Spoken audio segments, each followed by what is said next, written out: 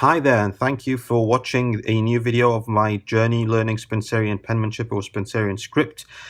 Check out video number 1 and 2 for to know more about what is Spencerian script, why I got into it, the workbooks and everything, and where to download these from. You found that link in the description below. I've been trying to cover with you different lessons of different letters. I do not claim by any means that I am an expert. I'm just learning as I go and sharing some of those steps with you. Hopefully someone would find it interesting and want to join me in learning this Spencerian script to improve our handwriting. My handwriting is actually improving in real life, but I'm going to be waiting to do a before and after video after each of these workbooks. There are 5 workbooks in total. So today we will be covering the letters A, U, so A and U linked together in cursive, and the letter E and the letter C. As you can see here, I don't know if you've noticed this and if you've seen previous videos, AU was one of those that was a little easy for me, or I liked it. I was comfortable doing it. So you got different elements when you're trying to learn this and trying to write it. One of the things that I find that helps is to really maintain that 52-degree angle that is recommended by this system. You can check in the early videos about how you should place your hand, lift your wrist off the page, pivot on these 2 fingers right here and keep it up. So those are the basics if you want to check the earlier videos.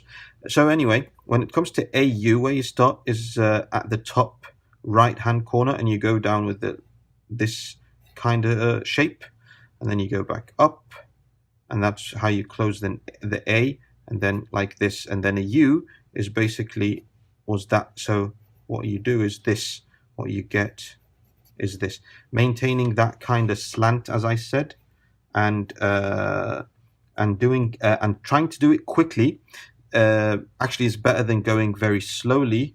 You can mess things up. Going quickly helps it look smooth and helps you build that muscle memory. At least that's what I found in my experience. So here's a couple of examples of the AU.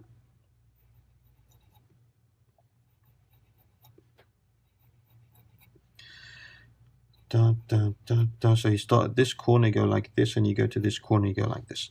I didn't have more examples to fill, but if we just take a look at some of this, you'll find, see, you shouldn't have this kind of loop.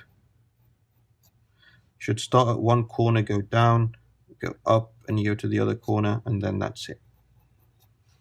So the faster you do it, the cleaner it sometimes should look. Okay, AU. After that is the E. It's very simple.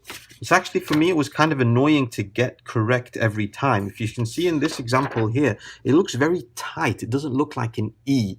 You know, I'm used to, the E has to be a little bigger. It has to look, it has to have some kind of size to it. So it's not just like a very narrow letter like this, but an E, you know, it's an E, has to look like that. But what's recommended here is that you start at the lower left hand corner and you go for this kind of loop, and then you go back up again.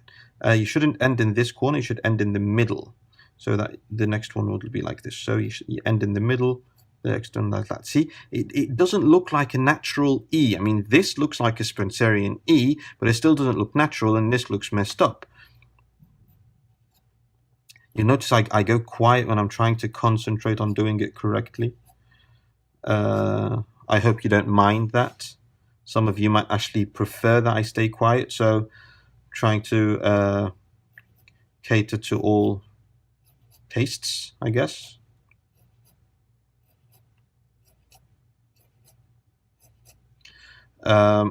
That's how you should try to get the E correctly. Sometimes I'm getting it too thick, too narrow. It's not always hitting the exact corners, but that's the basic shape you're trying to achieve. Something a little bit like this. That's the Spencerian E. And moving on to the C, which is actually kind of cool, but for me it feels just like unnatural to write it, and I'll tell you why right now. I'll go very slowly, show you like a kind of messed up one so you can see what's happening. Is that you start at the lower left hand corner and go up with a slant that's this way, like this. But then you take like this sharp turn and you have this kind of thing going on. If you can see here, this is what's happening. You've got this tiny shape going on. So you go, and then you go down a little bit, and then you go like this. It's very small and very sharp. And as you can see, this is what it should look like. This really big shape I have here isn't what you're trying to achieve. What you're trying to achieve is this kind of narrow thing over here. As you can see through different examples, I'm not really successful at it, but let's try it out together for a few trials.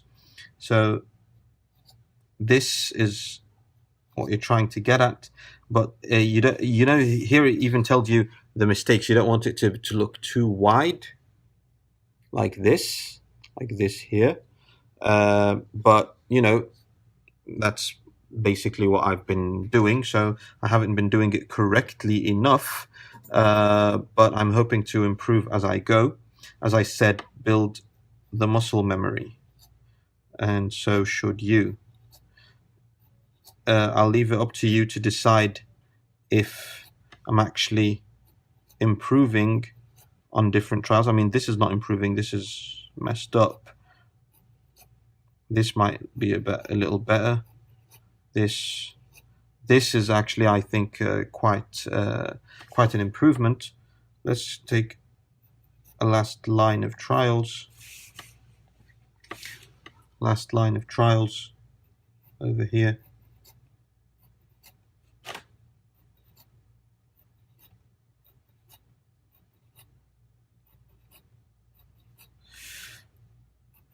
Now I'll show you also, because I was wondering, why do I have to do like this kind of